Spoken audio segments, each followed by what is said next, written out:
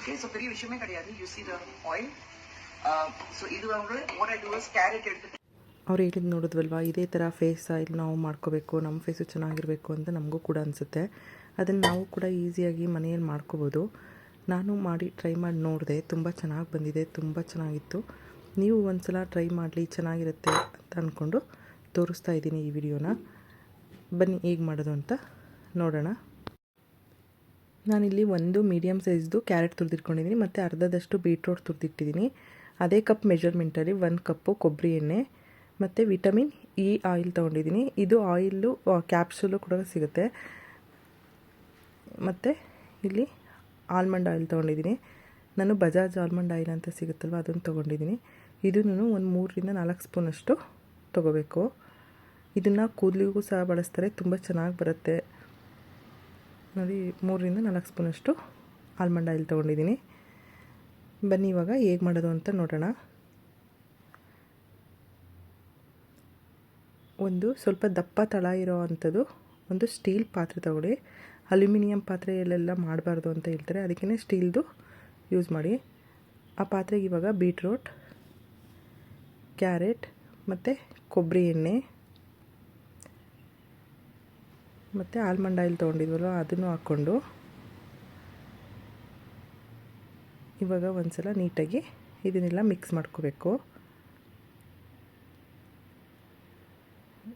ಇದನ್ನು ಫಸ್ಟಿಂದ ಲಾಸ್ಟ್ವರೆಗೂ ಪೂರ್ತಿ ಲೋ ಫ್ಲೇಮಲ್ಲಿ ಇಟ್ಕೊಂಡೇ ಬೇಯಿಸ್ಕೋಬೇಕು. ಇದು ಫೇಸ್ಗೆಲ್ಲ ತುಂಬ ಒಳ್ಳೆಯದು. ನಾವು ಆಯಿಲ್ ಹಾಕ್ಕೊಂಡು ಮಸಾಜ್ ಮಾಡೋದ್ರಿಂದ ಬ್ಲಡ್ ಸರ್ಕ್ಯುಲೇಷನ್ ಎಲ್ಲ ತುಂಬ ಚೆನ್ನಾಗಾಗುತ್ತೆ ಮತ್ತು ಸ್ಕಿನ್ ಗ್ಲೋ ಬರುತ್ತೆ.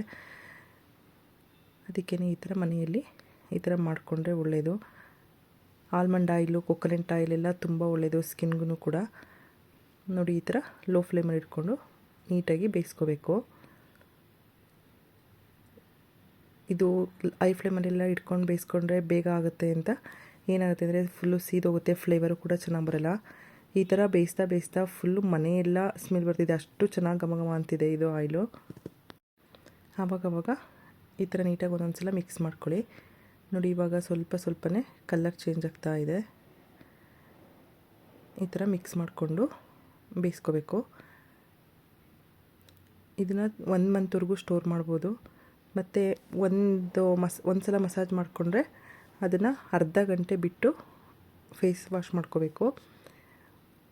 ಒಂದೊಂದು ಡ್ರಾಪ್ಸ್ ಅಷ್ಟು ತೊಗೊಂಡು ಒಂದು 10 ನಿಮಿಷಗಳ ಕಾಲ ನೀಟಾಗಿ ಸರ್ಕ್ಯುಲರ್ ಶೇಪಲ್ಲಿ ಮಸಾಜ್ ಮಾಡ್ಕೋಬೇಕು. ನೋಡಿ ಇವಾಗ ಈ ಥರ ಎಲ್ಲ ನೀಟಾಗಿ ಎಷ್ಟು ಚೆನ್ನಾಗಿ ಕಲರ್ ಬಿಟ್ಟಿದೆ ಅಂತ, ಎಷ್ಟು ಘಮ ಅಂತಿದೆ ಅಂದರೆ ಫುಲ್ ಮನೆಯೇ ಘಮ ಘಮ ಅಂತಿದೆ, ಅಷ್ಟು ಚೆನ್ನಾಗಿ ಫ್ಲೇವರ್ ಇದೆ ಇದ್ರದ್ದು. ನೋಡಿ ಇವಾಗ ಇಷ್ಟು ಬೆಂದಿದೆ. ಈ ಥರ ಇಷ್ಟು ಬೆಂದರೆ ಸಾಕಾಗತ್ತೆ.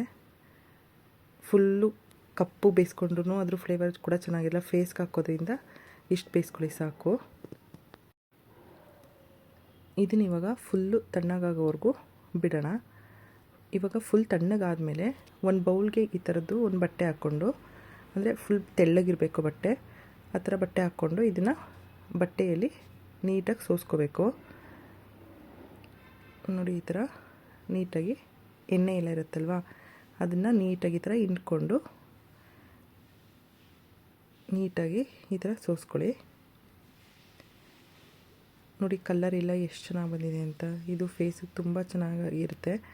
ನಾವು ಅಂದ್ಕೋತೀವಿ ಹೀರೋಯಿನ್ಸ್ಗಳೆಲ್ಲ ಏನಾಗ್ತಾರೆ ಮುಖಕ್ಕೆ ಆ ಥರ ಇರ್ತಾರಲ್ವ, ಆ ಥರ ಎಲ್ಲ ಅನ್ಕೋತಿರ್ತೀವಲ್ವ. ಅದಕ್ಕೆ ಅವ್ರ ಸೀಕ್ರೆಟ್ ಒಂದು ರಿವೀಲ್ ಮಾಡಿದ್ದಾರೆ, ಅದನ್ನು ತೋರಿಸ್ಬೇಕು ಅಂತ ಅನಿಸ್ತು, ಅದಕ್ಕೆ ತೋರಿಸ್ತಾ ಇದ್ದೀನಿ. ಇವಾಗ ಇದಕ್ಕೆ ಅರ್ಧ ಸ್ಪೂನಷ್ಟು ವಿಟಮಿನ್ ಇ ಆಯಿಲ್ ಹಾಕ್ಕೋತಿದ್ದೀನಿ. ನೀವು ಕ್ಯಾಪ್ಸೂಲ್ ಸಿಗುತ್ತಲ್ವ, ಅದನ್ನು ಒಂದು 3 ಕ್ಯಾಪ್ಸೂಲ್ ಹಾಕ್ಕೊಳ್ಳಿ. ಈ ಥರ ನೀಟಾಗಿ ಹಾಕ್ಕೊಂಡು ಇದನ್ನು ಮಿಕ್ಸ್ ಮಾಡ್ಕೋಬೇಕು. ಇದು ಬೇಯ್ತಾ ಬೇಯ್ತಾ ಫುಲ್ ಸ್ವಲ್ಪ ಗಟ್ಟಿಗೂ ಬಂದಿದೆ, ತುಂಬ ಚೆನ್ನಾಗಿದೆ. ಫ್ಲೇವರ್ ಅಂತೂ ನನಗಂತೂ ತುಂಬ ಇಷ್ಟ ಆಯಿತು, ಅಷ್ಟು ಚೆನ್ನಾಗಿದೆ ಫ್ಲೇವರು. ಫುಲ್ ಮನೆ ಎಲ್ಲ ಘಮ ಘಮ ಅಂತಿದೆ, ಅಷ್ಟು ಚೆನ್ನಾಗಿ ಅನ್ನಿಸ್ತಿದೆ. ನೋಡಿ ಈ ಥರ ಮಿಕ್ಸ್ ಮಾಡಿಕೊಂಡು ಇದನ್ನು ಒಂದು ಪ್ಲಾಸ್ಟಿಕ್ಕು ಅಥವಾ ಗ್ಲಾಸ್ದು ಕಂಟೈನರಲ್ಲಿ ಇದನ್ನು ಸ್ಟೋರ್ ಮಾಡಿಟ್ಕೋಬೋದು.